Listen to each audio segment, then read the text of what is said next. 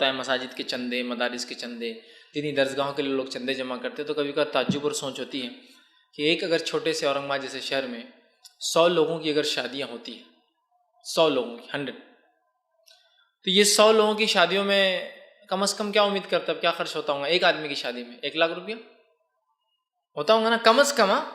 ज़्यादा 10 लाख वाले और 20 लाख वाले प्लेयर ही मिलेंगे आपको, 1 करोड़ वाले प्लेयर वो छोड़ दीजिए, कम से कम एवरेज 1 लाख। 100 शादियों में 1 लाख रुपया अगर एक शादी में खर्च होता है तो आप 100 को ज़रूर दीजिए अगले 100 से, कितना पैसा खर्च हुआ 100 शादियों में। और कभी कभार एक एक दिन में 200 शादियाँ भी होती हैं। औरंगाबाद जैसे ये छोटा शहर है, बड़े शहरों की तो मिसालें और अलग है। कितना पैसा खर्च हो रहा है? 1 करोड़ रुपया काय में खर्च हो रहा है? शादी में। और ऐसा मेरा अंदाज़ा है कि औरंगाबाद में अभी मुसलमान बस्तियों में 1 लाख नौजवान लड़के लड़कियां तो होंगे जो शादी के लायक है, जिनकी शादी आज हो सकती है, कुछ वजह से रुकी है लेकिन हो सकती है।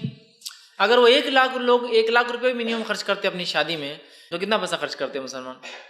औरंगाबाद शहर ट्रिलियंस में रुपया खर्च करते सिर्फ अपनी शादियों में, ट्रिलियंस में खर्च करते सिर्फ शादी में।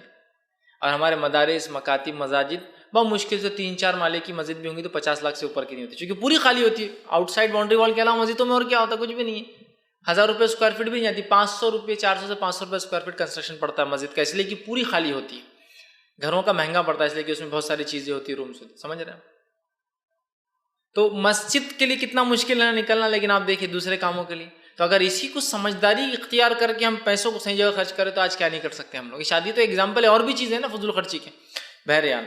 तो यहाँ आप सब फरमाते हैं कि एक इंसान है जिसको अल्लाह देता है तो राज़ी हो जाता है, ना दे तो इंसान हो जाता है। जबकि इस्लाम चाहता है कि हम दुनिया से बेरग़बती इख्तियार करें, दुनिया की ज़िंदगी को सब कुछ ना समझें, बल्कि आखिरत की ज़िंदगी को हमेशा अपने जहन में रखें और आखिरत के एतबार से ही हम तैयारी करें, याद रखें।